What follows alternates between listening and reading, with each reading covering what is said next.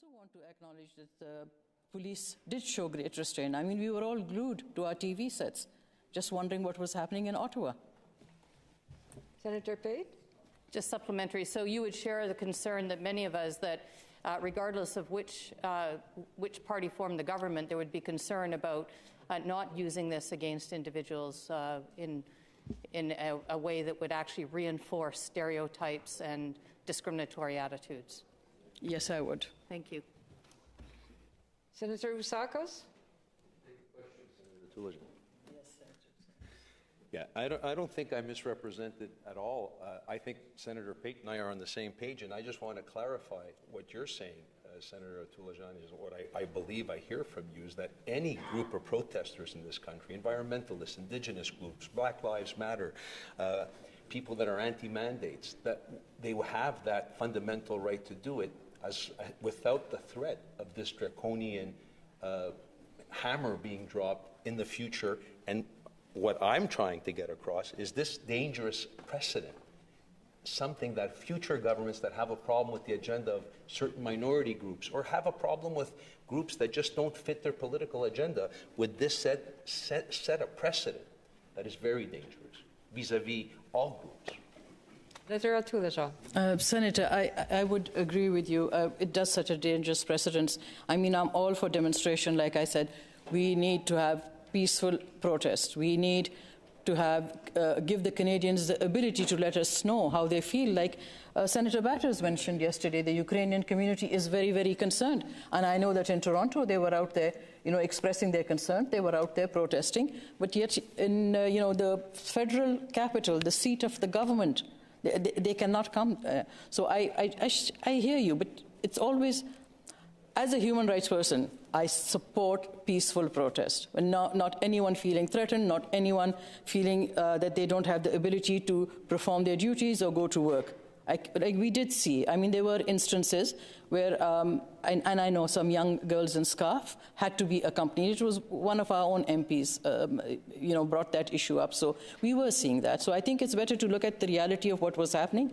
And we wish it didn't happen. We wish it had been handled better. But we have a Prime Minister who was missing. We didn't hear anything from the government. And I fended calls from irate Liberals supporters who said, where's our Prime Minister?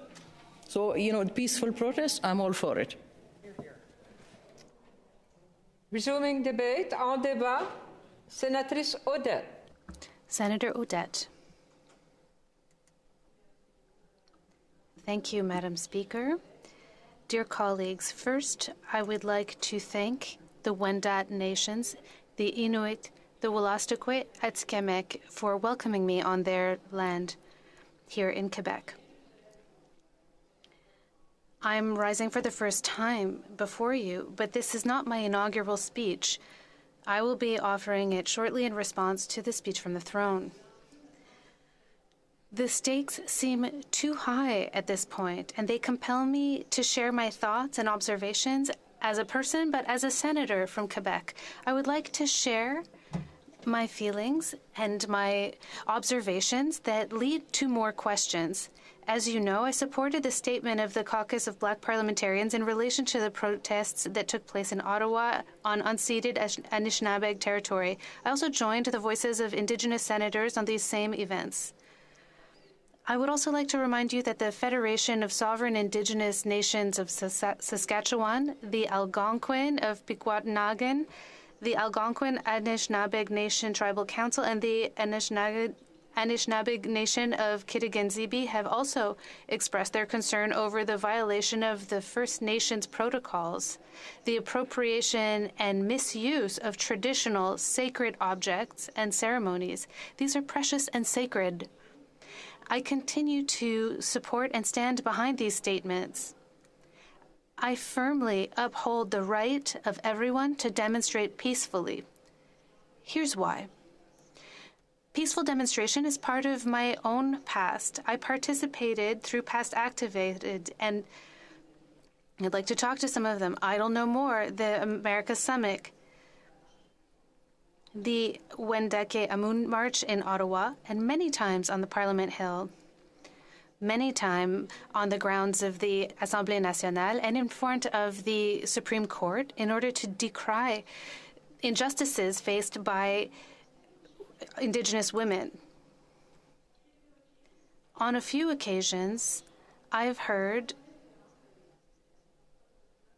us refer to Indigenous protests and we associate firearms to these, but I would like to reassure you, the only tool that I brought to these protests was my voice and my point of view.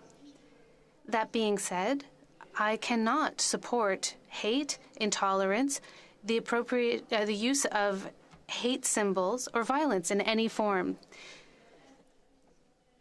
In the last few weeks, as many have said it, I hurt for Canada. Canada is trying to eliminate racism through its institutions, through many institutions.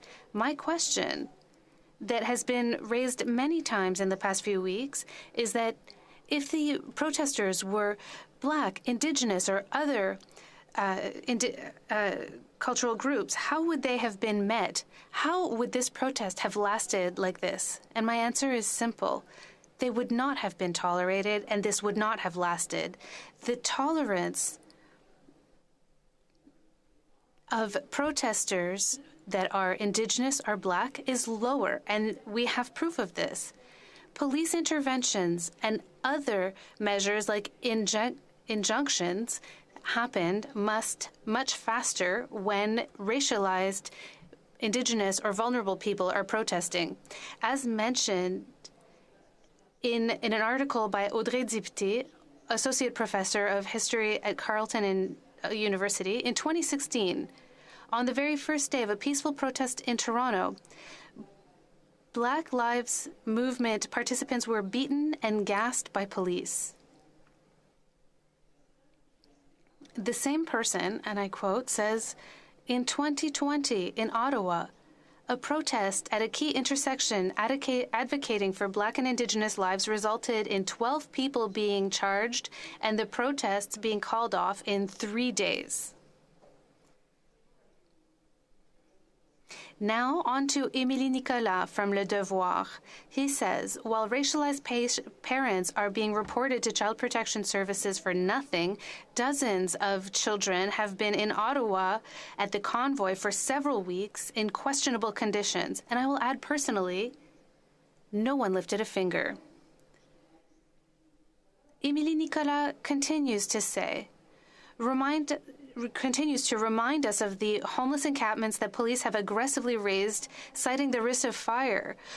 While there are countless Indigenous leaders who have been under tight police surveillance, the authorities are so unconcerned about the dangers posed by the far right that we were surprised by the occupation and sedition intentions that were clearly stated online of several of the convoy's organizers. End quote. I would also like to use today's platform. I could use today's platform to inflame the political discourse, but I won't do that. I will only express that certain parliamentarians unfortunately speak out of both sides of their mouths. A double standard in the face of blockades held by Indigenous people and those who stormed Parliament Hill. An ethnologist that I respect very much, Isabelle Picard, who is Wendat, also wrote in an article recently. She said, and I quote, 2 years ago to the day, all the news was focused on the Wet'suwet'en and what the media had called, at best, the railway crisis, at worst, the Indigenous crisis. Because this crisis was far from being entirely Indigenous, the people on the tracks were from all over. The people arrested were indeed Indigenous, unfortunately, almost all of them. At least in the traditional territory of the Wet'suwet'en, 28 people had been arrested by the RCMP after a coastal gas link injunction obtained by this company for a major gas pipeline that was run through the Wet'suwet'en territory. Since those pre-COVIDian events, negotiations have been mired in a status quo. On the board, about 50 more arrests. Almost all of them Indigenous people, women and elders in the mix. 10 days ago, a complaint was filed at the UN by opponents of the pipeline for violation of several articles on the UN Declaration on the Rights of Indigenous Peoples. Picard added that there are many differences between the events in Ottawa and those in British Columbia. One group burned thousands of liters of oil to make their point, while the others wanted to stop the oil from flowing onto their land. Some speak of freedom because they know it too well, and others can only hope for it because they no longer know it. Both sides, more if you count regional duplicates, however, are willing to stay put for as long as it takes to defend their beliefs. End quote. The evident herds and inquiries, including the National Inquiry into Missing and Murdered Indigenous Women and Girls, clearly demonstrates the abuses of First Nations, Métis, and Inuit human rights committed and condoned by the Canadian state. These abuses continue to perpetuate an environment where trivialized violence is allowed to fester and perpetrators act with impunity. Our trust in the institutions is almost non-existent. But we continue to hope for this trust. I continue to hope for it. However, faced with such events, in light of the clemency of these same institutions, one can not be surprised or even offended by our reaction, our questioning, our amazement. So I find myself standing here bewildered. Why is there no mention of racism and the use of hateful symbols in the text of the proclamation of a public order emergency? Why are the tools and measures not applied in the same way to all? Certainly, it is important to make sure that everyone has the right to live safely and peacefully, and the people of Ottawa have their city back. But we can't ignore the threats that still exist in Ottawa and across the country. How can we ensure that the daily lives of the silent majority are no longer impeded in this way? But more importantly, how can we allow small groups to undermine and weaken our democracy? I have another concern. Using the Emergencies Act, can using the Emergency Measures Act justify restricting the right to legitimate protests? I hope not. So I urge my colleagues to ensure that a First Nations, Métis, or Inuit senator and a senator from the Caucus of Black Parliamentarians be part of the Parliamentary Review Committee, or any other measure that is to be deployed to review the government's action under the Act. This is important to me. We need to bring a different perspective and a diverse perspective to this. The same principles should apply as to who should conduct the inquiry and report to each House of the Parliament within 360 days of the end or revocation of the state of emergency. It's important here, again, to have a Métis, Inuit, or First Nations lens. As said Isabelle Picard, let's come back to love and peace. It does not seem to be our biggest problem, but to speak of love, we must also speak of hate and war. And to speak of freedom, we have to speak of servitude and slavery. And in my heart, I care for social justice and equality, and I dream of a society that is equal, where everyone has their space, where their cultures and their languages and histories are respected. I think debate is important, and I am here to listen, and I will take position soon. Thank you. On debate, Senator Wallin. Colleagues, the question we are being asked to consider is this. Did the events here in Ottawa over the last 3 weeks meet the threshold for this extraordinary imposition of the Emergencies Measures Act? And today, this question remains, why is it still in place?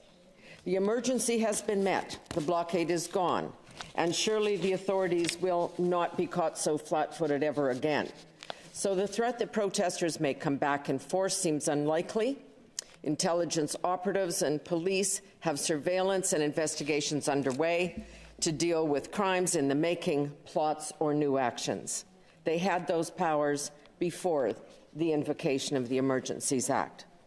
In a letter sent to parliamentarians from the Advocates for the Rule of Law, a nonpartisan think tank, they argued the following. The failure of the government and police to enforce existing laws and court orders is not a sound basis to expand state power with the declaration of a public order emergency when no such emergency has been proven to exist. One rule of law failure should not beget another.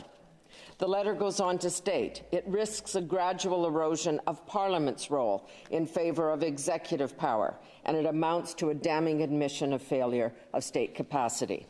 If Canada is to remain a functional and free democracy, then it must be able to solve problems using existing laws and established institutions and without resorting to the most extreme measures except when absolutely necessary. So I think we can all agree on both the importance of the rule of law in Canada and the objectivity of the courts, which together form the foundation of a just society. The Emergency Act asks Canadians to forfeit this most basic tenet of our democracy. In fact, what we actually witnessed was a colossal failure of leadership at all levels. I think it's fair to say that the Convoy protest became an encampment due to the failure of planning and the inability to react. There was not a single barricade. Protesters were actually directed to Wellington Street, the main access to Parliament. There were existing laws to move trucks or do something about horns or diesel fumes or clogged streets, but those laws were not employed. And so it's difficult to accept now that bad decisions and inaction justifies using an act reserved for the most dire national security crisis. This act is meant to be used, well, never. And here is why. Its application is a judgment call, and judgments are political by definition when the government of the day substitutes itself for Parliament or the objectivity of the courts. The act comes first, then permission is sought. Invoking the Emergencies Act in this context has made the law a subject of partisan contention. And when the Prime Minister made this, for all intents and purposes, a vote of confidence in his government, well, it only further illustrates the problem. This is at the core of why emergency legislation is so risky and so dangerous. The ability in a free and democratic society to protest requires the blind application of the law. The Prime Minister deems some protests in Canada to be acts of democracy. He even participates in some. No action was taken against church burnings or topplers of statues. That was called understandable. But the Prime Minister declared the trucker protests here in Ottawa, the protesters, to be racist, white supremacists, misogynists, people he didn't like and would never talk to. But does being frustrated, angry, or critical of government actually make you an enemy? And so the issue is who should decide what is lawful advocacy and what is an illegal protest or occupation? Who is to decide to whom laws apply or whose actions can trigger the invocation of the Emergency Act? That is why we have the rule of law and the obligation to make your case for extra powers to a court and not leave it to the judgment call of the government of the day. So why the Emergencies Act now? We did not see it invoked at the G10 or OCA or when Parliament was attacked in 2014. We did not even see it at 9/11. I lived in New York then and witnessed the fear and genuine crisis that unfolded. And even during those extraordinary times, there were fierce debates over what was called a ticking time bomb situation. How far can and should you go to fight terrorism? The argument was, for example, can you waterboard someone to get information to defuse the ticking bomb? History teaches us that too often actions taken in the heat of the moment, even in the face of actual terrorism, proved to be ill-considered and were rejected once they became known. But that was months, even years after the fact. One issue today that I find particularly troubling here is the foreign involvement and financing being used as a justification. Foreign money has been flowing into this country for years to support or oppose a variety of political causes and issues. Stop a pipeline, save a whale, or support a truck convoy. So why is it okay for some causes to be funded by foreign supporters but not others? The finance minister stated that new FinTrack rules expanded under the new Act will allow for greater financial reporting obligations of crowdfunding sites and cryptocurrency platforms and will be made permanent with legislation. I agree FinTrack as it stands lacks the necessary teeth needed to track the finances of criminals or extremist groups. But to use this as an opportunity to test out new laws is deeply unparliamentary and takes advantage of this situation to advance policy, perhaps even political goals. If you want FinTrack 3.0, then present it, defend it, and vote on it. Again, we see the extraordinary powers before a parliamentary vote. If you disagree with the government, can you be excluded from economic activity in this country? Can your finances be frozen or essentially sealed? The remedies for those who have been unfairly targeted require resources because banks and financial institutions have been given immunity from liability under this new act. So appealing to your bank or the police or the courts is probably not going to resolve the matter. And it is costly. And if your resources are frozen, then it's not even an option. So many are caught in this catch-22. Of course, no one wants our way of life, our democratic rights and freedoms, or our system of government put at risk. So what other options are there other than the imposition of a draconian law? We saw in Coutts and Emerson and at Windsor's Ambassador Bridge, talking and, more importantly, listening brought blockades and protests to an end. Criminals were charged and arrested. The weapons cache was seized under existing laws. But that did not happen here in Ottawa. Why? Well, as Emergency Preparedness Minister Bill Blair said, we cannot leave anyone with the impression that our democracy is negotiable or subject to efforts of appeasement. The discussions in Coutts and Emerson and Windsor did not erode trust in public institutions or put our democracy at risk. Talking helped, listening helped, and it could have been an opportunity to turn the temperature way down, calm the fears, and bridge the differences here in Ottawa, too. Colleagues, I come from a part of the country where it's normal to wear camo, drive a semi for a living, bring your kids to events because you don't have a nanny, or be skeptical of almost any government intervention in your daily life, mandates included. Many truckers have been working all through the pandemic, delivering things we needed or simply wanted. They had no place to eat and were left to use the side of the road. These were folks at the heart of the convoy, not the opportunistic agitators that rose to prominence, commandeered the headlines, and in the process became the justification for this bill. Ultimately, this debate is a litmus test. The result will reflect your own experience, your own beliefs, your own worldview. Sitting with colleagues in a restaurant the other night when the House vote was announced, wild cheers broke out. It felt more like a victory whoop at a sporting event than the realization that our country had just made a profound and very risky decision. Democracy is messy. Free speech is about tolerating speech you disagree with so that you, in turn, are free to say what you believe. Every day we tolerate risks and inconvenience and discomfort to participate in and protect our democracy. It's part of the price of upholding our rights and liberties. Emergency powers cannot and must not be normalized, especially at a time when more and more Canadians are losing faith in our institutions. The defenders of this bill say trust the government.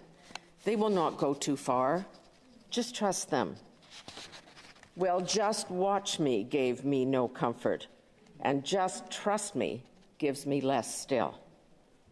The political fallout from the War Measures Act haunts us still. It has shaped and distorted politics for half a century. It had consequences nobody could have predicted. I fear the same may happen, that today those who are rounded up may go silent, but not away, that those who have been targeted, disparaged, or had their livelihoods threatened will disengage from our civic life. I fear that others will decide that separatism is the only answer. We have seen the precedents.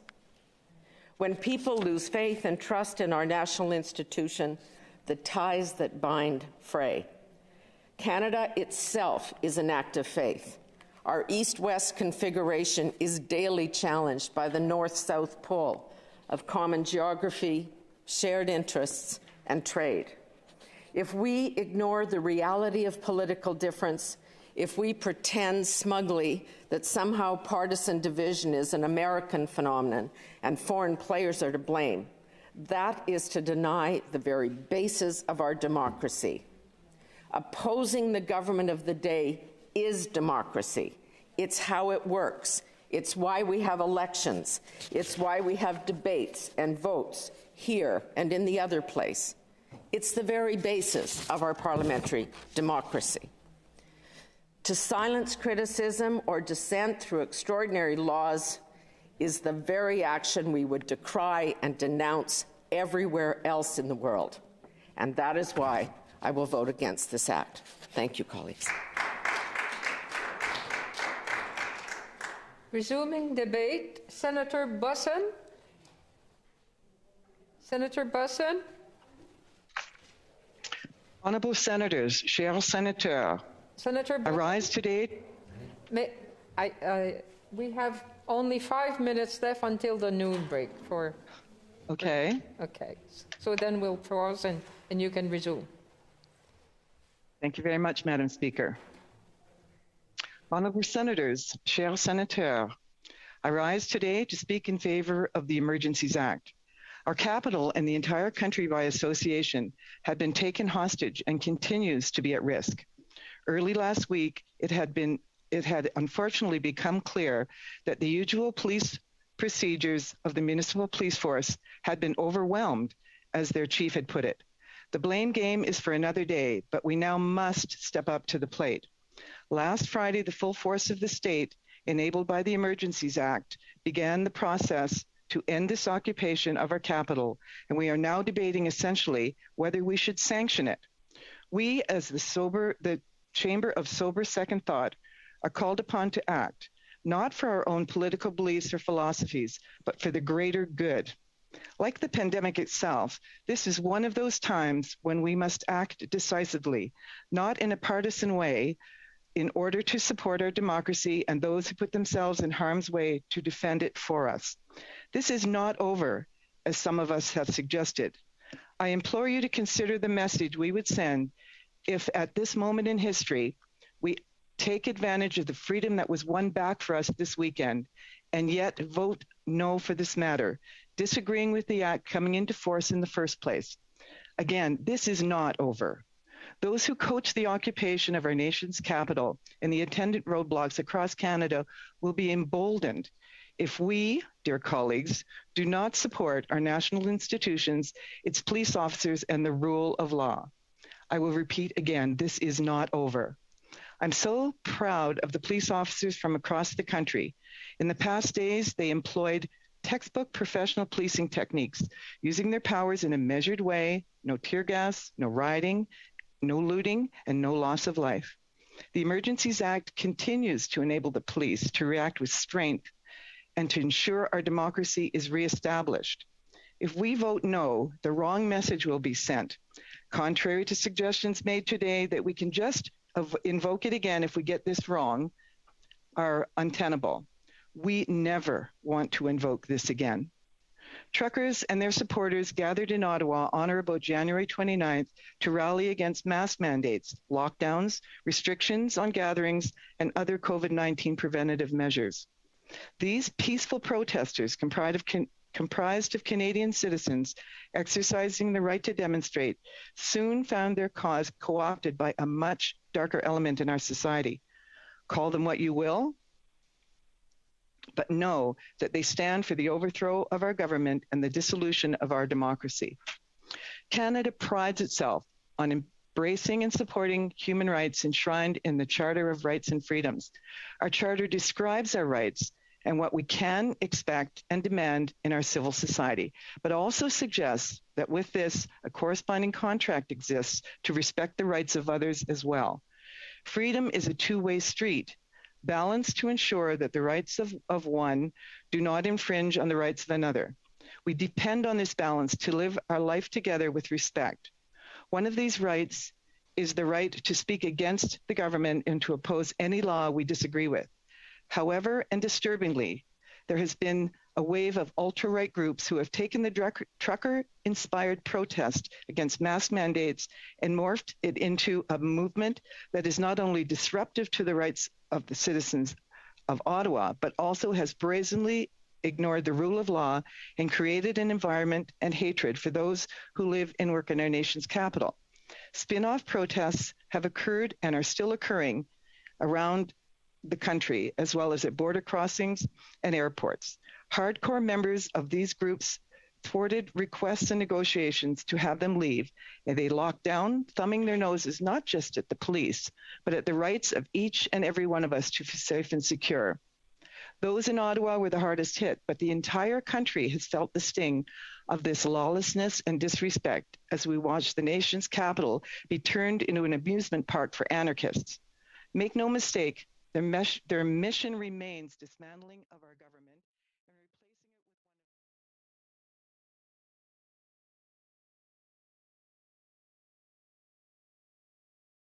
with one of... Warning, censorship.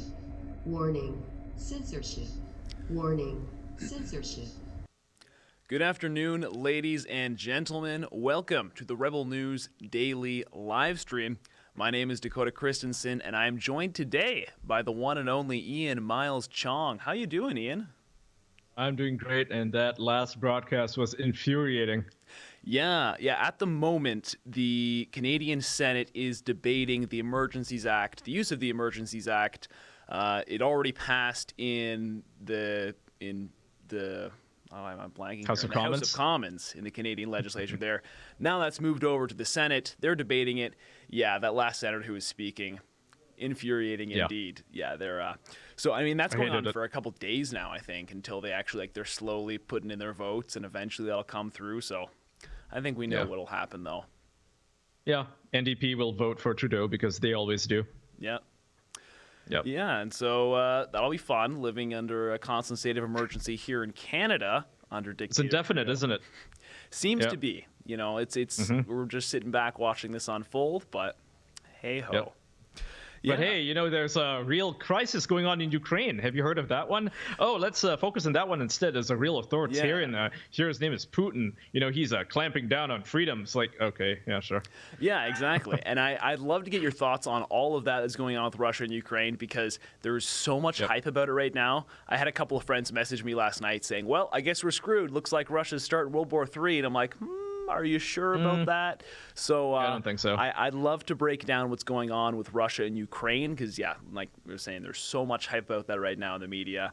And then also talk about the problems that seems to be distracting from here, at least where I am in North America. For you, because you're in Malaysia, right? So it's what? Like I'm in Malaysia, yeah. It's like midnight for you right now? It's midnight. It's 1 a.m. It's literally 1 a.m. here, yeah. Nice. Well, you know what? I actually have no idea what your sleep schedule is like because we're always working together. I don't either. Like every hour, and it's always a mystery. But so I mean, let's jump right into our first story we have pulling up here, which I believe is on Russia, Ukraine. Biden yesterday announced sanctions. So you just, I think we might even be pulling up one of your stories here that you just wrote on this. But I mean, for someone who has absolutely no idea what's going on in terms of Russia, Ukraine, Like, can you just give us a breakdown as far as, what's the big deal? Why is there so much hype about this? Like, why is this everywhere?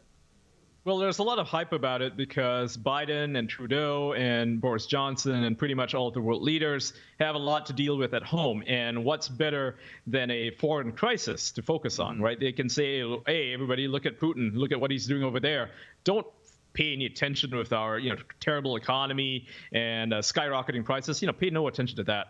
Pay attention to what's over there in Ukraine, because you've got to protect a democracy. Well, first of all, I wouldn't call Ukraine a democracy. They jail opposition politicians. They shut down news stations that that are critical to the president. So they're not really democracy.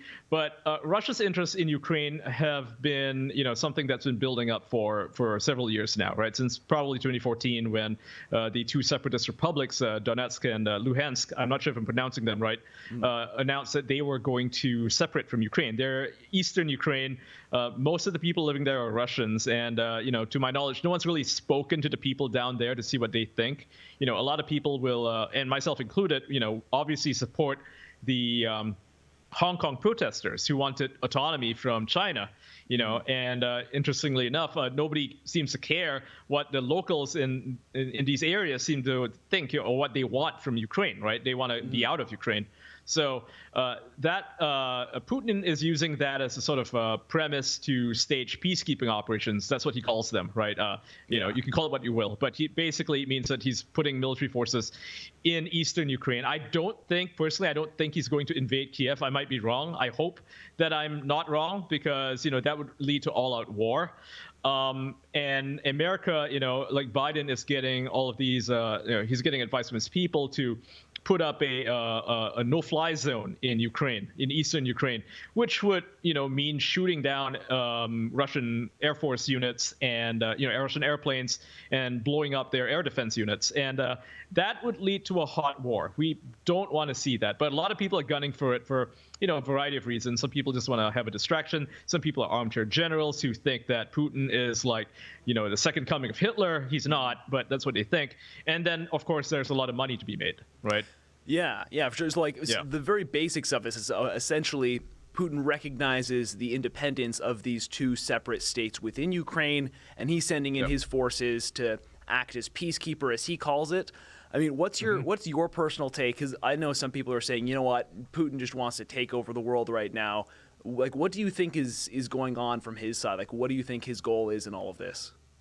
Well, I think that he has the mandate of the people. The people living in Russia, they want him to do what he's doing. So, he's enacting his will, or the will of the Russians, I should say, which is to unite these two provinces with Russia. Because, I mean, if you look back at history, and I don't want to go through a whole historical lesson here, but after the fall of the Soviet Union in 1991, some of these areas, especially eastern Ukraine, were sort of like given to Ukraine, right? They were made part of Ukraine, even though they never really identified as Ukrainian. They were more Russian than Ukrainian. And so, as a result of that, over the past decade or so, they've been trying to break away from that. And that's, I think that's what they want. They only want those two territories. But obviously, there's a lot of money involved, and there's a lot of local dealings with, it's complicated, right? It's very complicated. Of course. Yeah, but people make it seem like it's easy, like it's just, like he's a dictator, he wants to take over the world. I mean, well, that's not true. He could have invaded years ago if he wanted to. Why didn't he do that? He could have done that under Obama. He didn't do that. He only took Crimea, which, by the way, had a referendum that they all voted to join Russia. But even since then, Ukraine does not recognize the sovereignty of Crimea. It doesn't think that they had any right to secede.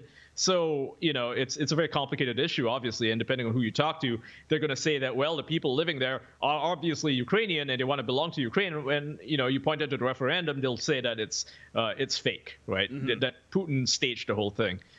But me personally, I think that, the people living there speak Russian. They consider themselves Russian. I mean, they might as well just be Russian, Yeah. Well, my question is, like, do you see this spilling over to anything further? Because I know a lot of people thinking, you know what, like, this is big, this could blow up into something huge, and like this is just the first step. This is, Hitler invading Austria right now. Putin's coming for the rest of us. Do you think that is something in the books right now where Putin is going to try to push further? No. Okay. I don't think so, no. Yeah. Because I just wanted to get that take there, because I do know people who have been saying, yeah, you know what, this is just the first step, something bigger is coming. But it seems to me like a lot of With this. what army? Yeah, exactly, exactly. And it just America is outclasses the Russian army by far. I mean, yeah, the Russian army is powerful. It is, it is designed to take on the American army. But make no mistake, America is still number one when it comes to military power. There is just no competition here. Yeah, and I mean, like, because we were talking about how there's so much hype about this. Again, it does seem like such a distraction right now with Biden making such a show of this, because he himself, his polling is dropping so low. He has a crisis on his hands as far as what's going on in the States right now. We have, the U.S. trucker convoy coming for Washington right now. Seems like there's this whole distraction pushed that way. So actually, I'd love to talk about that right now, because that is another kind of big thing in our headline.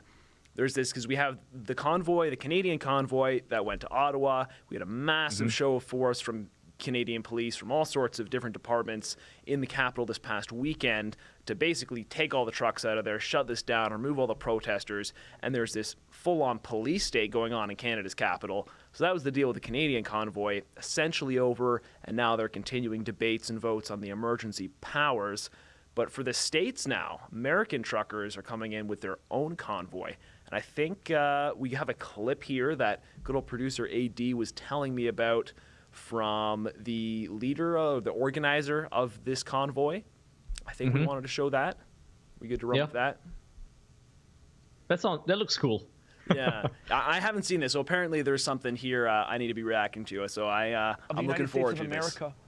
My name is Kyle Sefcik of the Freedom Convoy USA 2022, and our routes meet here in D.C. on March 1st in time for your State of the Union address. We are very organized, and our routes are public.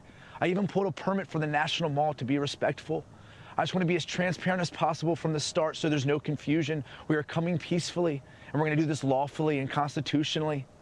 I want the rest of the world to know our plans so that there's no twisting and lying about who and what we are. I'm coming to you as a father, a small business owner who's unaffiliated to any parties. We just want government overreach to end.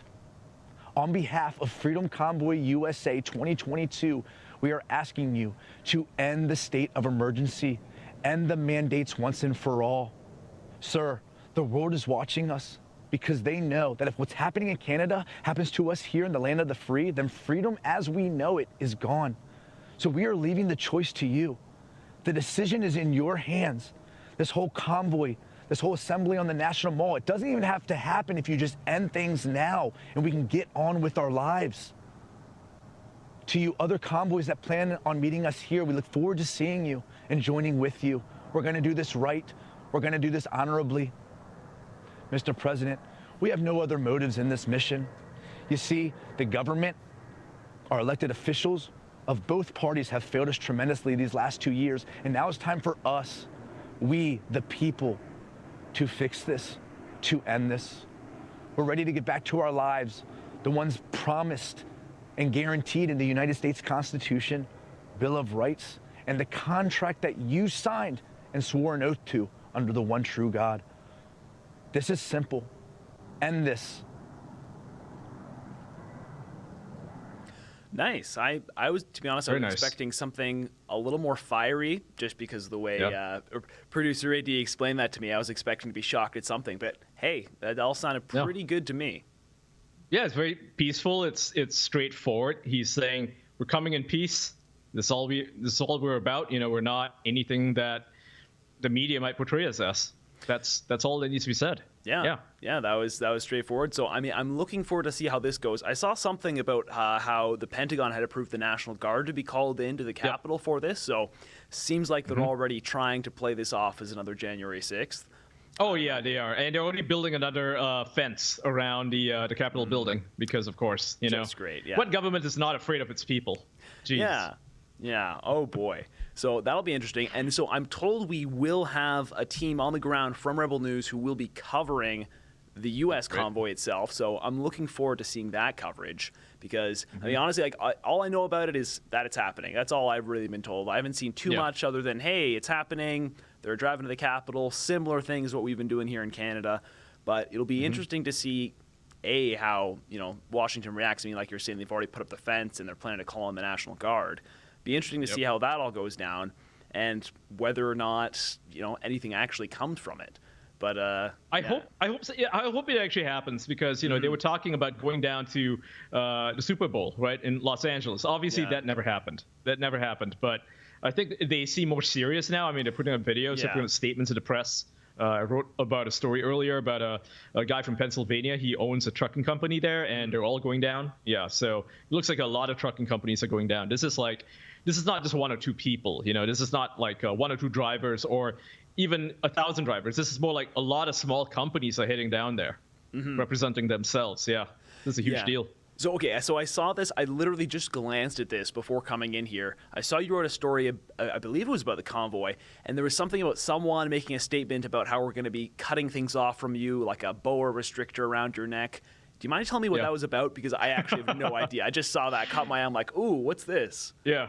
Okay, so this was part of a story about one of the Freedom Convoy guys. I don't know what you call these guys, convoy truckers, right? Yeah. So he said that, we're not going to block emergency traffic. We're not going to, stop things from, working in DC. Instead, we will cut you off like a boa constrictor. That was his threat, yeah. But it'll be peaceful, though. It'll be a peaceful cutoff. So but what does he mean by that? We're going to cut you off? Like what exactly is he planning to cut off, my guess is shipments, of local deliveries. Yeah. They deserve it. I mean, screw that place.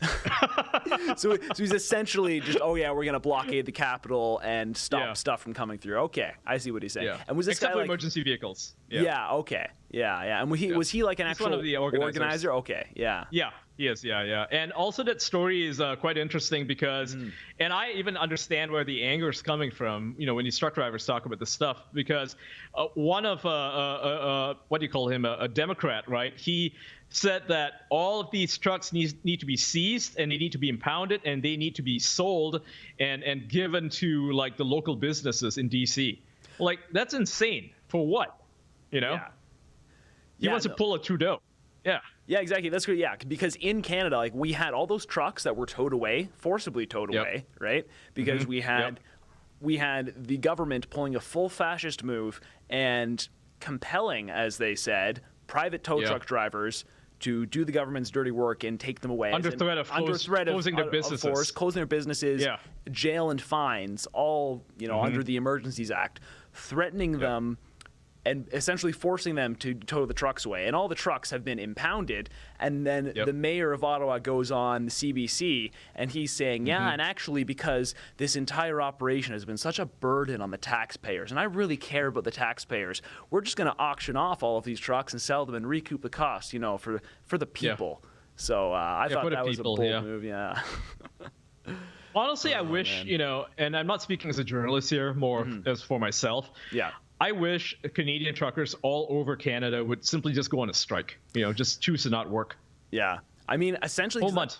Yeah, and that's what Ezra has been calling this whole movement, is just like, a general strike is kind of a one way to look at it. I think it, is pretty key in terms of, we've got swaths of people, because it started with just with the truckers, right? But then we had farmers coming into the mix, we had others come in, and they're like, you know what?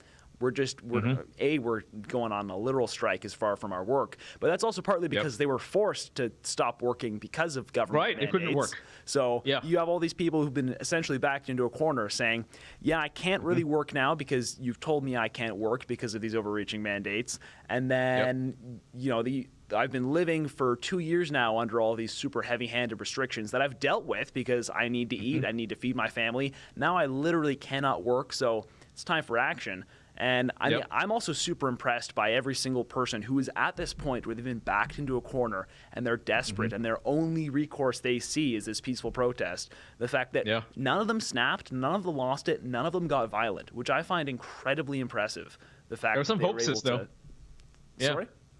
Some hoaxes, remember that one guy setting a house on fire or whatever, that never happened. Yeah, that was a hoax. We covered that about them, starting a fire in an apartment building. That was not related to the truckers at all. And a bunch of other hoaxes, the Nazi flag waving and all of that, where the guy with the Confederate flag, he just got chased out of the crowd. He's the only one bold enough to try and actually stand in the crowd of actual protesters, and he got chased out pretty quick.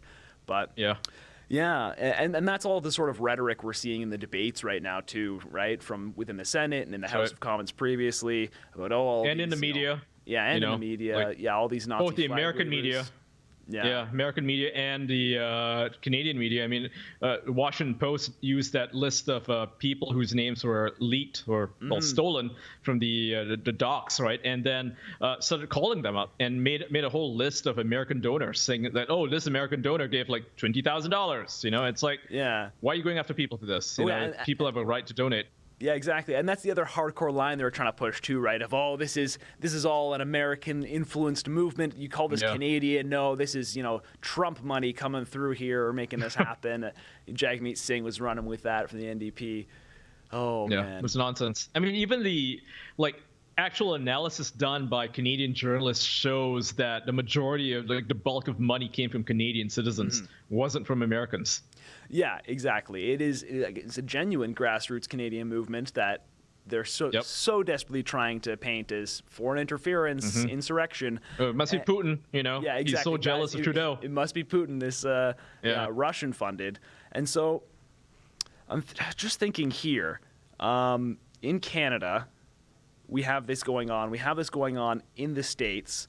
And another story that we were referencing earlier that is just coming to mind now, because during this whole thing, right, like at Rebel News, we've never gotten so much attention than we have right now during our coverage of this, because literally the entire world has been watching this. This is one of the biggest stories in the world. All eyes have been on the Freedom Convoy in Canada. Yeah, and the movement that has spilled over beyond our borders, now in the States and elsewhere. And since we were getting so much attention, Australia, especially from American media, I find it hilarious. There was a story that Sheila wrote this up yesterday that, let me see here, so the Canadian federal government was paying a consulting firm in the United States to do PR work for Canada in the States to try and spread the good message of Canadian greatness among the U.S. while it was having such negative PR from all of the convoy and the treatment of the protesters. I think this, and it coincided right with bringing in the Emergencies Act and the crackdown on protesters. I think this is great here. So Canadian Embassy in U.S. paying consultants to woo thought leaders after invoking Emergencies Act. I mean, I don't know if you saw this, That's but incredible. I think this I did not see that. This is I'm looking at it now. Hilarious.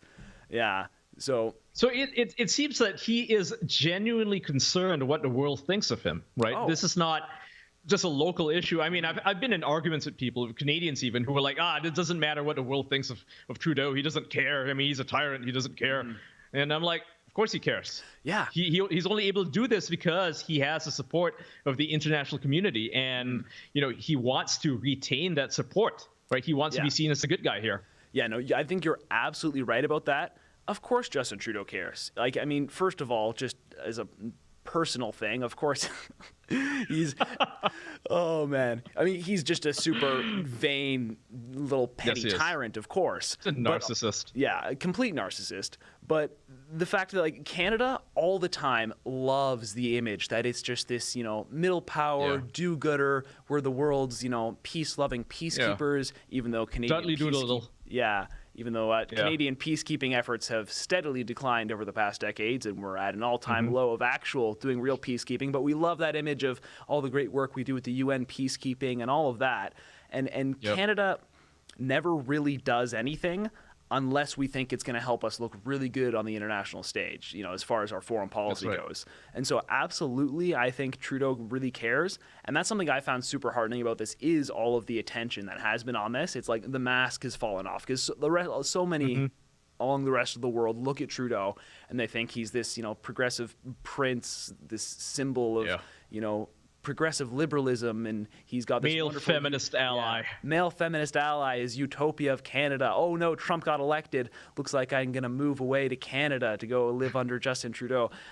He's really just a petty tyrant is really the best way you can put it. And the whole mask is finally slipped off. I mean, we've been saying this forever. Like, guys, look at the stuff he's saying. Look at him. Ezra wrote a book called The Libranos talking about how corrupt Justin Trudeau's Liberal Party is. And it just keeps going and going and going. And they're all tied, too. Yeah. They're tied to the Trudeau party is, the Liberals are tied to Biden and Obama. It's the same people pushing them up there, right? Yeah. They went to the same schools. They went to the same, events. They went to the same, well, maybe not events, but like the same, they fly in the same circles, is what I mean, right? All of them. And that's why they're all backing each other up. It's just so obvious. And they're all tied to Klaus Schwab. Yeah, exactly. Enough. The ties are all there. You mention any of it, suddenly you're a wild conspiracy theorist. But I mean, it's literally right there.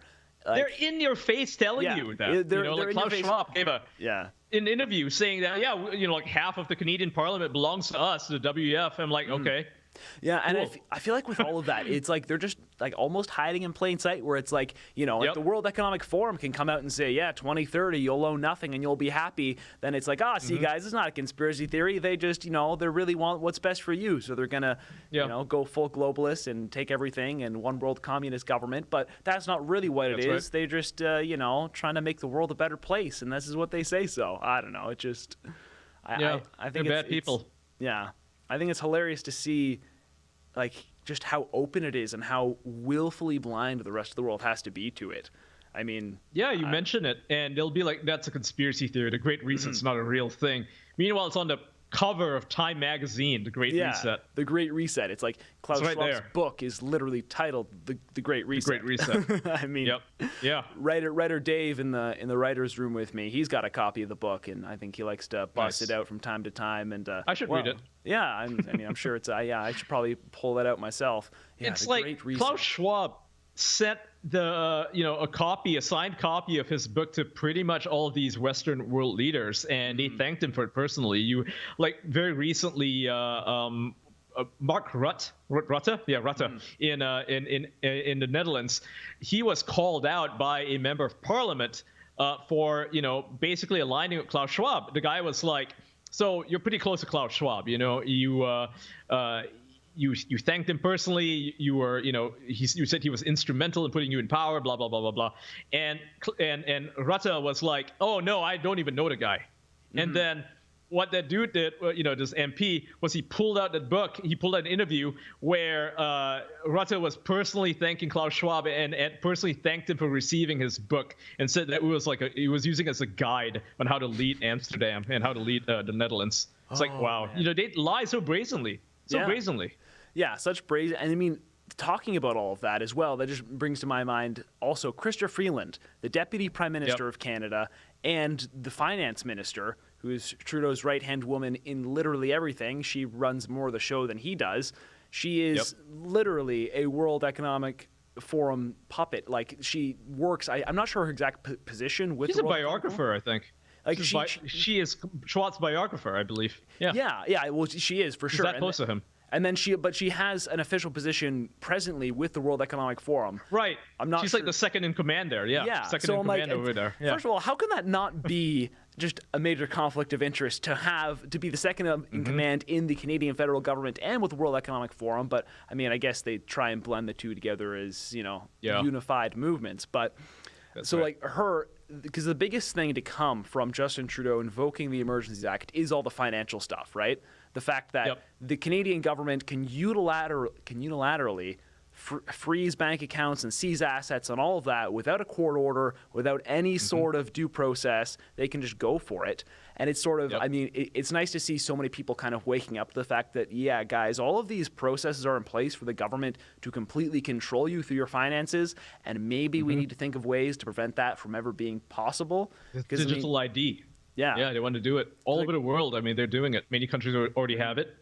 And they're following China's model, but instead of having a Chinese world government, which would be a bad thing, obviously, they want their own version of it, which is just follows the same China template. It's exactly. awful. And like we're seeing it in real time in Canada with the freezing of bank accounts and seizing assets and all that for people who like and the vaccine passports. Yeah, the vaccine passports for people who donated. It's a digital ID. Yeah, even exactly. That. In France, they admitted it. They were like, vaccine passport's basically a digital ID. It's a way for us to clamp down on your movements. So you can't just decide to go somewhere. We'll know where you're going. Yeah. Yeah, and I mean, Netherlands is the same thing. While Germany. We're celebrating, a lot of the provinces in Canada, we're celebrating, they announced they're lifting all the vaccine passports and mandates in a lot of them. It's like, well, they're still using the QR code, and they're still allowing businesses to enforce the vaccine passport if they want to. But and people do it willingly. That's how they do it, right? It's like they get to a point where they've conditioned society to sort of accept everything, that people will simply do it willingly. And, it gets to a point where it's so ubiquitous that people will not stop using it because it's normal. It's just normal, and it's convenient to have a vaccine passport. I mean, you're seeing now in France where they've cut down the, there used to be a grace period of getting a booster shot. From 6 months, they cut it down to 3 months, and a lot of people are complaining about it, but they're still getting boosted because they don't want to be, quote unquote, unvaccinated. Right. It's just not convenient for them. So, and this is not because the government's mandating anything. It's because the businesses themselves are the ones doing it. Yeah. I saw a headline earlier this morning. This wasn't on our list here, but this was from a Castanet. I think it's like some much smaller news site in British Columbia, I think is where it's based. But it was, and I'm not even sure which province this article was about, but it basically just this one restaurant, some local restaurant has instituted, even though they don't have to, enforce the vaccine mandate anymore for the restaurant, they have a vaccinated only section of the restaurant and an unvaccinated section. And I'm like, wow, you have to be joking here. Unbelievable. The fact that it's like, well, of course you can still come and do your indoor dining, but you have to sit in the unvaccinated section. And there's a separate section for those who want to be safe. For the colored people. For the colored people and the whites. Let's split it up. Segregation. This is a different headline. This isn't the one I was reading, but this is some Chicago restaurants to create vaccinated only sections. Wow. So so it's not just Canada. Yeah. Great to see. Everybody's doing it. Everybody's doing it, and it's like and these are the people. If you talk to them, they'll be like, if you ask them a question like, what would you do during World War II? Would you be the guy sitting down, or would you be the guy standing up like with the rest of them, the mob, and raising your hand up to salute Hitler? They would tell you that, I'd be the guy standing down. I'd be the guy supporting Bernie Sanders and opposing the school segregation. No, you wouldn't. You'd be right there with them, with the mob, doing all these terrible things. You'd be the ones snitching on your neighbors in East Germany. When the fall of the Soviet Union happened fall of East Germany happened in 1990, the Berlin Wall, they found out that 1/3 of Germans had snitched on a neighbor. 1/3 of Germans were Stasi.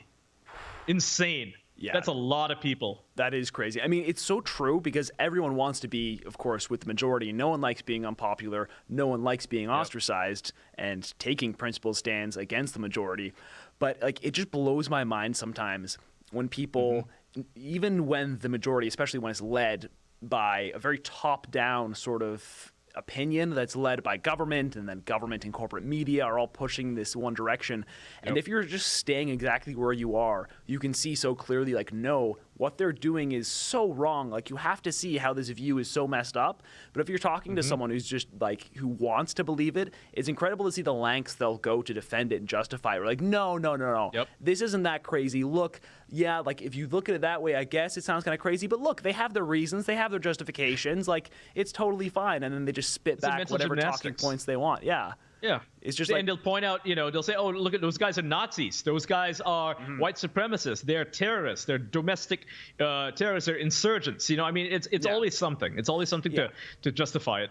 Yeah, it's always something. And I mean, I was just talking earlier with producer AD, like, we're literally in the middle of a propaganda war. Like, that is kind of the height, that is the front lines of our world right now. The information war. InfoWars. Good old InfoWars. I mean, but it's so true. I mean, like, that is where we're at. Like, the control of information has never been greater in terms of, you know, the way we get our information, how it's filtered to us, those who are kind of pulling the levers of tech and power. And it's crazy just to think, like, based off of what you're receiving and from what sources and from whom, like, your entire reality is just shaped around that. And I don't know, it's crazy when I stop to think about it sometimes in terms of, like, it is. It's like we live in a dystopian cyberpunk novel, you know, something that was written in the 2000s. Yeah, or a video game, you know? Yeah, exactly. Deus Ex. I love to point out Deus Ex, and it's like how, oh, wow, we live in this world, except it's actually marginally worse because we don't have cool mechs yet. You know? We don't have exactly. Yeah, sometimes cool stuff. Sometimes when I think about it, it's like, oh yeah, the dystopian cool cyberpunk. Like, you know what? That's kind of cool. You know, I can get with that. I just lean into a little bit, make sure you're playing the right character yourself, make sure you're on the right side, and then, you know, you can have some fun with living life. But it's crazy. It's scary to think about.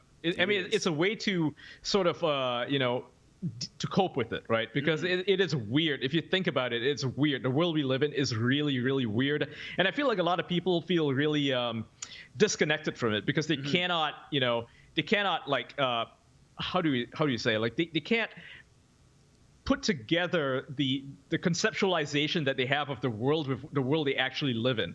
It's a lot easier, I think, for us because we're younger and we played video games, we watch The Matrix, we watch a lot of science fiction. So it's like, okay, this is going to happen eventually. We can think like that. Yeah, but the other people, they experience future shock. For them, it's future shock. Well, yeah, it's true. And I mean, of course, that can be a depressing thought. It'd be like, oh, yeah, this sucks. We're living in this dystopian tech world. But the thing that has given me hope. It's awesome. It's great. Come on, guys. I love it. There's drones everywhere. There's cops want to beat people up. No, it's terrible, but it's also kind of cool in a way, in a really sort of messed up sort of way. Yeah. Yeah, but like, what gives me hope, especially with all these really just perverse narratives that, they're all over the place. What's really giving me hope is, especially seeing the whole Freedom Convoy movement in Canada and then spilling over to everywhere else, is just to be reminded that when the people kind of start to realize and they start to stand up against all this top-down control, all the narratives just fall apart. They just completely crumble. And it's so nice to see that so many people are actually waking up to this. Like, they're starting to see all of the contradictions and the inconsistencies, and people are actually starting to ask questions instead of blindly accepting what's fed to them. And so, like, it's great to see, like, especially in the States, where I feel like there's been this strong revival of people who are like, you know what? Our freedoms and our liberties are under attack, and it is time to push back. And like seeing all of the, the whole red wave expected to come in 2022 with their midterm elections, and how like the desperate attempts from everyone to push back on this, like seeing Trudeau invoke the Emergencies Act in Canada, for me, desperate. It's like, wow, he is so desperate right now, so backed into a corner. And he was afraid that it was going to grow, right? It was going to keep growing where, it's not just farmers and truck drivers, it's everybody coming out. It's all blue-collar workers marching. That was what he was afraid of, like basic Canadian revolution, but maybe not, a violent one, a peaceful one that calls for him to, have a vote of no confidence, really. And he didn't want it to get to that point. And that's what they can't deal with, is when it's a peaceful revolution, right? Like if there was any violence, instant January 6th, insurrectionists, crack down on them, drag them out. The whatever small display of violence does happen will be broadcast absolutely everywhere. Say, look, this is the face of this whole movement. Crack down. But when it's this peaceful revolution, this grassroots movement of the people just standing up and saying no, then he literally can't deal with it. And so he could have averted all of this. That's a sad thing. He could have just sat down with protesters and said, hey, what do you want? What can we do? Why are you pissed off? Instead, he was like, you guys are Nazis. I won't talk to Nazis. And that's the thing he did from the beginning. It's like he backed himself into this corner, and then he just, based off of his pride, of course, he could never go back on that, because then he would be sitting down with the people he called Nazis and extremists. But it looks bad for him. Yeah. I mean, what blows my mind, like especially when I think about how desperate they're getting, is to see the lengths to which they're going to lie. Like just the bold, outright lies, like the Ottawa police Twitter account, how it's like everything out of their mouth, everything written in that account was a complete lie in terms of like, we don't use tear gas, we don't use pepper spray. Of course you do. Yeah, it's like we literally have people on the ground. We have footage of people getting trampled by horses and beaten with the butts of service rifles and kneed to the ground repeatedly by police, and we have images of the tear gas canisters. Where this guy put his hands up, got arrested, and they just kept kneeing him in the back. Like a George Floyd moment right there. Yeah, exactly. Yeah, where he's got two cops on top of him and the other guy just knee. And it's like, my goodness. Yeah. And did any Canadian journalists reach out? No. I mean, I guess we did, but nobody else did. Exactly. When Greg reposted it, right, Fox News guy, he posted it. He said that 0 mainstream Canadian journalists reached out about that story, and it's been out there for days. Yeah. Well, nobody cares. Exactly. And that's also like on that exact same vein. It's just like with the New York Times article about how that mentioned that people were arrested and taken out of their trucks at gunpoint. And the Canadian where they literally included the photos in the article of all of the full-on militarized police up there with their rifles out pointing at the one truck. And then all of the mainstream Canadian journalists went ballistic, saying, no, it's not at gunpoint. How dare you make such a suggestion? This is fake news, New York Times. We demand a correction that you take this down now. And it's like, did you read the article and see the images they showed? They didn't care. And they didn't care because New York Don't Times... believe your lying eyes. Yeah. Don't believe your lying eyes. Exactly. Like I guess the New York Times sort of broke the mold of, sorry guys, you're going against the mainstream club here. We don't actually report on stuff. We do what our masters tell us to do, and we toe that line. Yeah. And they even deleted the tweet, even though the article is unchanged. Yeah. So that's funny. Oh my goodness, yeah. They want to get dunked on by Canadian journalists. Can you imagine being cut by Canadian journalists? I can't. Yeah, no, absolutely not. Like maybe getting caught doing something. And of course, it's all ideologically driven with them. It's like, oh, we caught this one far right, person doing this, and it's like, oh wow, what a scoop, great job. How about all of this other stuff going on? It's so convenient that the guy carrying the swastika flag happens to be where one of their photographers is. Now, I'm not a conspiracy theorist. I don't. Yeah, exactly.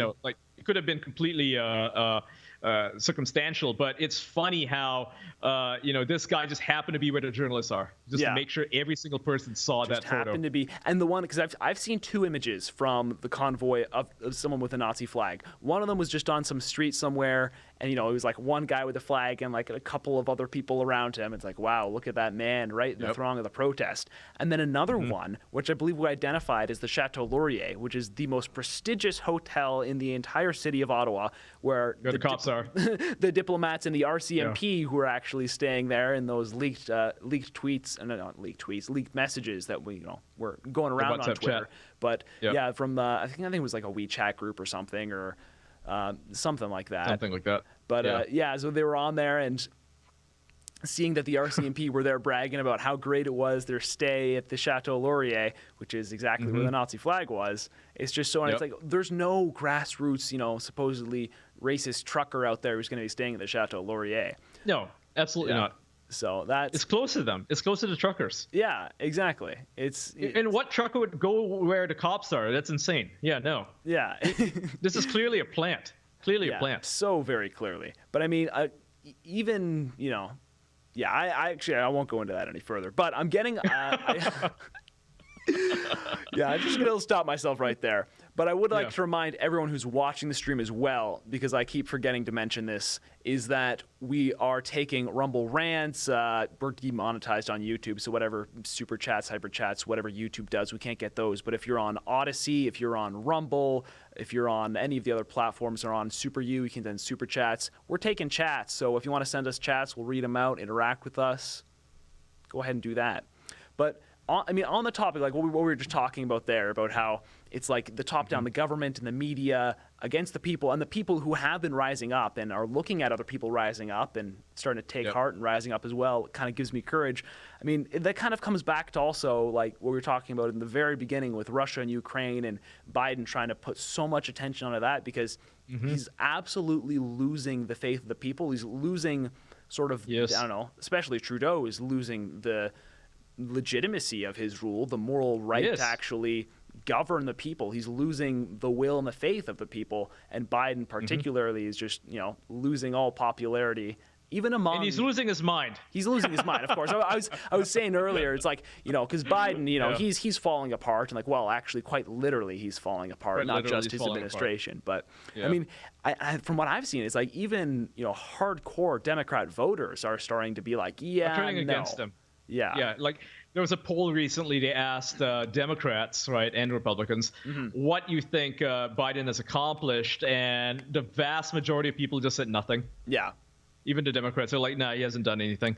Yeah, and I mean, like that's all he had to do was literally nothing. He could just like be elected, and after ride the wave of all of Trump's successes and all the stuff he actually accomplished, and just keep managing, a very middle ground approach, and he could have written that, and people just wanted Trump gone, but instead, he just had to actively destroy the economy. Yeah. So southern border, everything, just everything that Trump did right, Biden undid, just for the sake of it. Why? Yeah, I mean, I suppose, that's kind of the ideology there as well. We're just going to be reverse Trump, undo everything he did, because if he did it, he was terrible. Therefore, raise the price of insulin. Yeah. And he's taking credit for that. He's like, Trump lowered the price of insulin. He capped it so that, you don't have to pay $800 for a single shot, right? And Biden got rid of that. He was like, we're just going to get rid of everything that Trump did. And then people had to obviously end up paying thousands of dollars for their insulin that they need to live. And now he's basically just doing what Trump did and then taking credit for it. He's like, I'm lowering the price of insulin. Yeah. It's like, thanks. Hello, really? Great work. Great work there, Joe. And then, I think it just seems like so many distractions there to try and, I mean, because there's the desperation in terms of, okay, we need to stop any actual real populist movement, as in movement of the people, to, that it's actually pro-freedom, pro-liberty. And then, so wildly desperate ploys to stop that, including just so many distractions from everything. I mean, Russia, Ukraine is one of them. I mean, what else is going on that they're trying to hype up? I'm just trying to think about it. Like, I know I've seen stuff. I'm just kind of drawing blanks here. Well, it's global warming. Oh, yeah, of course. Yeah, there's the whole, because that's the next emergency, right? Because and then there's the numbers. They always love bringing up the numbers in Florida, the COVID numbers, Yes. Like, oh, yeah, the numbers went up again. Guys, it's because DeSantis is a bad leader, blah, blah, blah. Yeah. Meanwhile, it's the same thing all over across the board because, it's seasonal. Yeah, exactly. And that's the thing, though. It's like in the midst of all of this and all of, it seems like we're back to the olden days pre-COVID when COVID wasn't the headline of everything because there is actual stuff going on with people rising up and actually it's like nobody cares about COVID anymore. It's like, no one cares about. It's like, where's the COVID? What happened? Like, I have not seen a single person, like, over the 3 weeks this massive protest was raging in Ottawa. There was not a single mention of, this is a super spreader event. Like, when I was there walking through, right. I was expecting it. Yeah, it's like you could not go anywhere without, like, being packed in, surrounded by people. Like, it was not just, breaking 6 feet distance. It was like you made physical contact with, like, hundreds of people just by walking the streets of downtown. And so I'm so surprised no one tried to ride that line. But I'm glad they didn't. Yeah, I was tired. I'm glad they didn't. Yeah, it's been 2 years of that sort of thing. But I mean, it just kind of goes to show, like, because none of the arguments as to why this had to be dealt with how it was had to do with, no, we still need to have these restrictions to actually deal with COVID. Right. That's interesting, right? They never did that. Arbitrary stuff. Yeah. Like, it's as if everyone accepts that, these restrictions are actually useless. They're not actually helping with any COVID stuff. But you know what? We need to keep them anyway. And the fact that these people are opposing them, well, these are just racist people opposing them. Therefore, the mandates are good. These people are bad, and crush them. They did this. I mean, you have The Atlantic publishing an article saying that, yes, the mask mandates don't make any sense and they don't do anything, but they're still necessary. What do you mean they're still necessary? What the hell? Yeah. The mask mandates don't need to make sense in order for them to be necessary. Like, Okay. Thank you for that. So we're just signing on with that. I mean, this is just like when the TSA forced people to take off their shoes, and until now, you still have to take off your shoes when you go to an American airport. Yeah. Why? Of course. What's the point?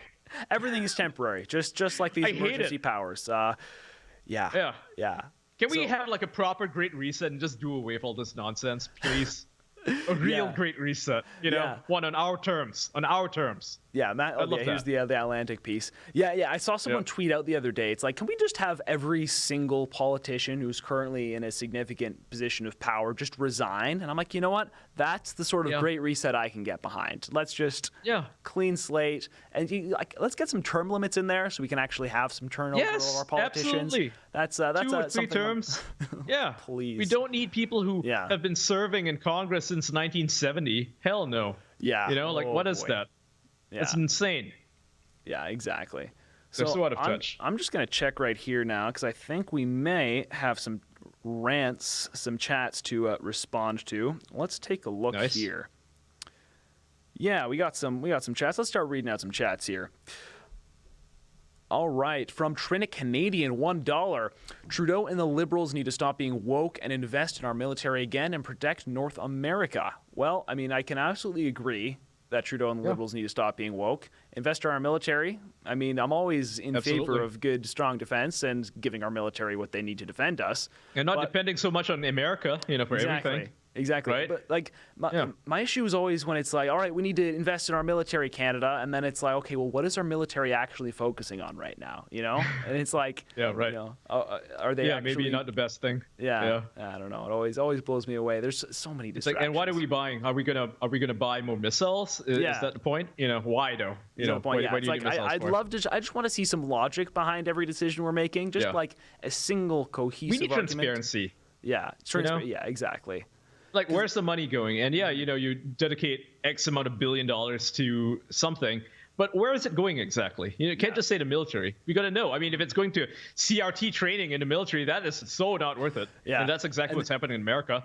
Yeah, exactly. And I mean, in Canada, that's the thing. It's like we have all these government sort of checks and balances in place in terms of transparency. It's like everything has to be reported, everything has to be shown, and it's right there. Like there is transparency there, but the thing is, no one actually digs into it and reports on it, and then no one really knows about it, and then no one cares. It's like everything like the Canadian government does, it can just do kind of in the background, in the shadows. There's this thin veneer of like, you know, progressiveness and kindness. Where's Black Locks liberal in this, love? You know? Yeah, exactly. Black Locks. They should be the ones looking into it. I mean, they have the most access. Yeah. They might as well be doing it. Yeah, exactly. But I guess they do it sometimes, but nobody knows because they put it all behind a paywall. So exactly, it was behind the paywall. And then the thing is like, you know, people like us will pick it up, but it just kind of speaks to the whole conglomerate of the, you know, government-funded and corporate media who are just holding government to account. Funny, you think we're real journalists? No, we're going to hold everyone else to account. And the propagandists. That's what they are. Exactly. I believe we've got some more chats here. Let's pull up another one. Another Trinity Canadian. Dakota, are you flying down to Washington? You know what? I would love to fly down to Washington. Unfortunately, sitting in Canada, I mean, I got no problem sharing with you. I am unvaccinated. That is my personal medical status, in case you were curious. And I need to be vaccinated in order to get onto a plane to go anywhere in Canada. So, unfortunately, no. In fact, I think with quarantine requirements, I would have to go to the States and then quarantine there. Like, I haven't looked too much into it, but especially upon return to Canada, I would still need to quarantine another 2 weeks. 7 days? For two weeks. For a full 2 weeks, I think, if you're like, if I were to even manage to make it into the States, coming back, I'd have to spend a full 2 weeks What's in quarantine. Even the point of quarantines? I don't get it. I mean, you have communal spread. People locally getting sick from it, and they're like, "Oh, you need to quarantine." They're acting as if it even works. Like someone else already has it. You know, it's like every single measure we have, from quarantines to mandates to everything. Clearly, nothing has been effective. So why are we still doing it? But, exactly. If you compare Florida to New York, Florida is doing better, and they don't have any quarantines, they don't have any lockdowns, they don't have any mass mandates. In fact, it's stores cannot force it on people. You know, like it's against the law for schools to do it, and they're doing better. Yeah, imagine that. Yeah, exactly. Oh boy, imagine that. You know what? I would love to go ahead and shout out to Yankee in Florida. If you got some room on your floor for me, I might just have to go over that border anyway and not come back. So. You know, that'll be a fun time. Actually, Florida, land of the free. Florida, land of the free. Actually, that reminds me. Something else I just wanted to touch on quick. There was a congresswoman, I think from New Mexico, who, during the height of everything going on this weekend with the police cracking down in Ottawa, issued a statement saying that she wants, that she is going to introduce legislation to allow persecuted Canadian protesters who are suffering under the hands of their government to come and seek political asylum in the United States. That's awesome. And I'm like, first of all, that's fantastic. Like, I love it. That just kind of warms my heart to see. But also, who would have thought we get to the point where it's the United States needing to reach out to Canada saying, you know what, you're essentially a communist dictatorship right now. We are going to let the people who are being persecuted under Justin Trudeau and the Liberal government to come and seek political asylum in the United States. I love it, and it's also sad to see at the same time. It's incredible. But you expected some, like Hong Kong or something, China's persecution of the people there, but not Canada. I mean, who would have thought that the land that made TV shows like Due South, where the cops are, depicted as amazing, honest, hardworking people who are, just great people, would turn out to be the tyrants. Like what the hell? Exactly. It's just and I mean and that's true for so much. Like something I loved about being around people from the convoy is there are so many of those people out there. It's just that generally in Canada there's just way too much trust in our institutions and in the government, just blind trust. It's too high. And again, they abuse it. Yeah, they abuse it, and people are also just blind to the fact that the media is at the whip of the government. It's just they just don't recognize it. Which is so and they sad. criticize other countries with this, right? They're like, oh, Russia does this, or Singapore does this, Japan does this, blah, blah, blah, blah. And it's like, well, Canada does it, and people just don't seem to know or care. It's like Trudeau, I think this was yesterday in his press conference about Russia-Ukraine, was saying, Canada is going to stand for democracy and stand up against authoritarianism. That's why we stand with Ukraine. And I'm like, oh, man, that's incredible. The irony it's incredible to see. Yeah, defiant L right there. So let's see here. More chats. McThresa. I keep, however you want to pronounce that. If all the elites, including Trudeau and Klaus Schwab, were arrested, then maybe all possible wars in all countries would stop. Convoy organizers can replace the elites. Well, you know what? It's a pipe dream. But it's nice. Let's see. I've seen so many people going on. Like we just need to arrest them all. It's like, well, I don't think they have committed any crimes. But getting him out of power is to me enough. I was gonna say, that should be enough. Let's start with resignation. A vote of no confidence. Yeah. That's the goal. Like, let's not talk about war crimes and stuff yet. It's that's the next level. Yet. It's like people always jump right to the most extreme. It's like, come on, guys, let's take what we can. Let's calm down here. a little bit. Yeah. Oh man. Let's see more rants. Another from Trin Canadian I see here. You should think about buying Glenn Beck's The Great Reset, Joe Biden and the Rise of 21st Century Fascism. I'm reading it, and it is fascinating. Well, that is wonderful, Trin Canadian. I mean, Glenn Beck's great. He's got some great His predictions stuff. have been spot on. He talked about this stuff like 10 years ago. I mean, when Obama was in charge, and sure enough, it all happened. Yeah.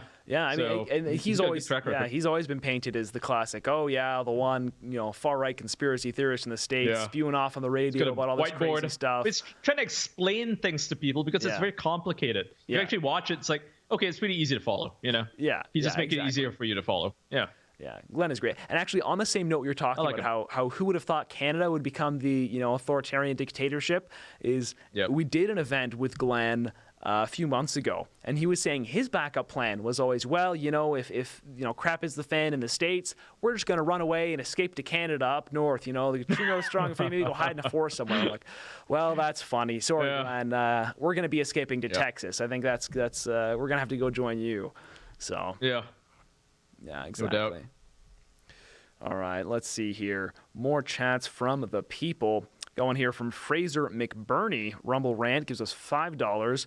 Not that you need any more projects, but can you make up a list of every person that has any affiliation with Klaus Schwab? Well, if we were to make that list, I think it would be a little long, a little too big, a little long. Basically, I think a good rule of thumb, if they're currently leading a federal government in any country, odds are, they probably are connected. Statistically, they have some connections. That's you can check their website. Go to WEF's website. They put them on there. They're literally on there, and they tell you who they are. Yeah, we were talking about this earlier. They're not really hiding anything. It's all right there in plain sight. It's not a all secret. Official documents. It's on the websites. Go read their websites. Read their books. You don't have to go turning to some backwater channels here to figure stuff out. It's all right there. So, oh man. It's nuts. It blows my mind sometimes when I stop and think about it. And I look like, wow, this is. I'm really looking at the official website here of the World Economic Forum. I never thought. I never thought. Like one day I'd be on the same side as Alex Jones.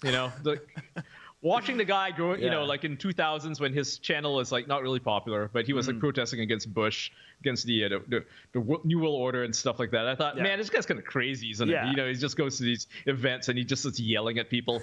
And now it's like, this guy's actually kind of right, Yeah, well, that's the thing. Point. Yeah. I mean, and that's also because everyone also gets so partisan about all this stuff too, where it's like, they're I'm super, pro Bush and pro all of this, but then you kind of start to flip on the other side, and it's like, well, look at all these other left-wingers doing this, and it's like, come on, guys. They're like, no. No. It's like, guys, it's not just straight left and right. Like, this is... Yeah, it's not. This is beyond. Biggest gripes The with Great people. Reset doesn't recognize politics. It doesn't recognize political boundaries and divisions. You know, it's exactly. beyond that. It's like the real division. I always keep saying this. It really just comes down to it's the people versus the authoritarians, the ones who want to control the people. It's those who want to control and those who don't want to be controlled. That's the real division. It doesn't matter where they actually fall on this political landscape. They can go in on all sides. So my advice to people is just keep your eyes open, look at what they're actually doing and whether or not it's, is it going to improve freedom and liberty and the ability for people to live their lives freely and actually, succeed, or is it just going to crack down on them? And look at that. It's all professors on that list. Exactly. Yeah, that's a whole other tangent to go into is the cancer of modern day academia. Oh man, yeah, just go all WF people. Yeah, exactly. It's bad enough that they are teaching CRT. They're also pushing this stuff as well. Yeah, exactly. It's all part of the same thing. It's all there. It's all connected. It's all connected. Yeah. Yep. Wow, we sound like Alex Jones. It's all connected. I know. It's all connected. Can I get a whiteboard behind me and I'll whip out some markers and start drawing everything, show you the webs of conspiracy. All right, another chat here from Do Ya Think? Who were the swastika flags flown by and why? Pro-Nazis or folks equating Nazi regime with Justin Trudeau's regime? Well, clearly... It's a possibility, but... Yeah, we don't know. Yeah. All we know is that they don't represent, the convoy at all. Mm-hmm. And if any of them thought, it's a good idea to carry a swastika to, equate it to Justin Trudeau, well, don't do that, please. It looks really bad. Yeah, exactly. That's the bottom line. It's like, what we do know is that there were these people there, they were flying the flags, and they were clearly not associated in any way with the convoy. And they would not want it there at all. Yeah. People didn't want it there, and it seems pretty clear they're trying to make the convoy look bad. That's my take anyway, but... Yeah, exactly. All right, we got a few more rants here from Bocan7. Thank you for doing what's right. Well, hey. Thank you. Doing our jobs. You're so doing our jobs, and that's good advice for anyone. Do what's right. Follow your heart. Follow your conscience. Don't do what you know to be wrong. Yeah, have a conscience. Have a conscience. That's the first step. A lot of people don't. A lot of people have no sense of ethics or morality. Well, you got to have one. Yeah. If without that moral compass, that moral direction, then what the hell are you doing? Seriously. Yeah, exactly. So, take that to heart. Take that one to the bank. Georgie, just testing my card, guys. We got Batman and Gamer Dude. Oh yeah, okay. Another Christian Bale reference. Yeah, I see a lot of people keep saying I've got the Christian Bale vibes. First and foremost among them is my younger sister, who repeatedly, especially when my hair was longer, because I cut my hair right down recently, right? So I did have the long flowing locks, especially every time I stepped to the shower, I had my hair slicked back, and she's like, Christian Bale, like walking right out like Bruce Wayne right now. Absolutely. I'm like, you know what? Nice. Sure, I'll take it. I'll take it. Yeah. The fire rises. Yeah. Keep that in mind. Yeah, exactly. Oh, man. All right, another from Trinity Canadian. I believe this is our final one. Ian, what is your view on BlackRock? I read that they are heavily involved in the administration. Ian? Right, so they're buying up all this property in the United States, and they're basically driving up the price of rent and driving up the price of, property in general, because they're buying it at, 20%, 50% more than what the property is actually worth. And the goal of this, I believe, and I think they even stated this, and they're working with the Chinese government as well, which is interesting. They're like the only asset management company from the U.S. that is allowed to work in China without Chinese supervision. That's interesting, right? Make what you will of that. But in the U.S., I think the idea here is it's basically Great Reset oriented, where they once said, and they even have this on the Twitter account, you will own nothing and you will be happy, right? And the idea is that we will live in a society where the majority of people on the planet will not own property, will not own houses, but will rather rent it from a place like BlackRock. That's the idea. Yeah, which seems... I hate it. Yeah, because it's so clearly just like communist in terms of like, okay, you will not own property. Like, property is the very tenet. Like, the original American motto, life, liberty, and pursuit of happiness, which was originally life, liberty, property, and like that's the basis of Western civilization. That's is the ownership. That's of the American property. dream. That is the American dream, and so it means.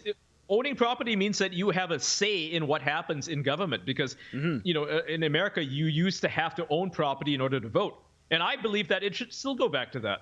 I mean, I'm kind of like that. But, but, it's fair. I don't think homeless people should be able to vote, because they're not contributing anything to society. But that's a completely different argument.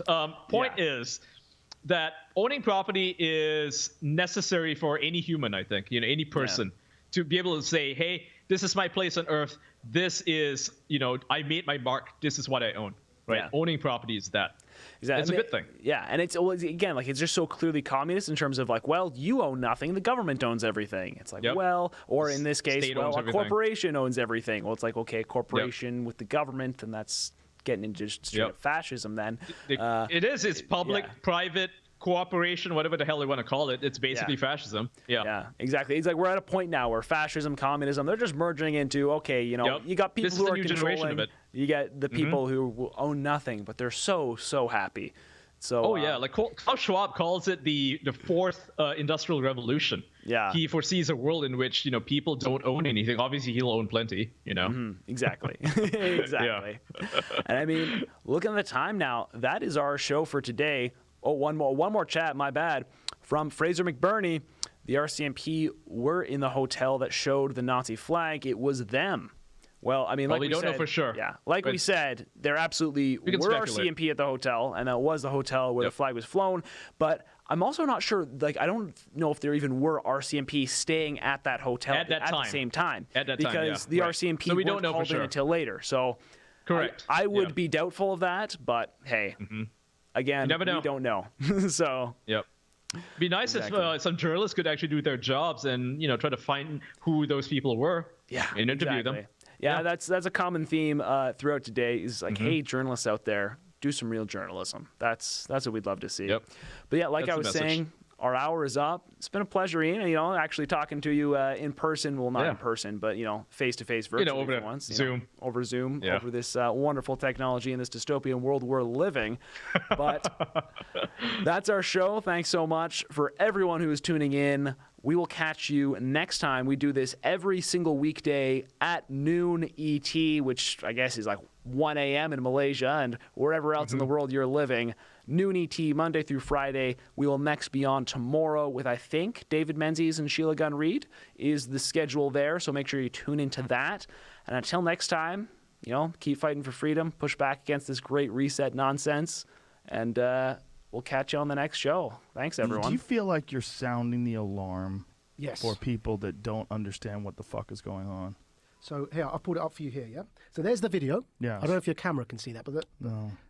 There's the video. There's him speaking about it. The G7 is launching a set of public policy principles for retail central bank digital currencies, CBDCs. Central bank digital currencies could be a digital version of money, a bit like a digital banknote that could be used alongside... Right, so that's the guy who runs our economy in the UK. His name's the Chancellor of the Exchequer. And here is the article. Bank of England tells ministers to intervene on digital currency programming, yeah? And here's a quote from the article. This is in the Telegraph, the one he pulled up, but it was behind a paywall, so I'll just read the quote. Digital cash could be programmed to ensure it is only spent on essentials or goods which an employer or government deems to be sensible. Holy shit. Now, I'm going to take it one step further for you, Joe, right? So the vaccine passport infrastructure is in place.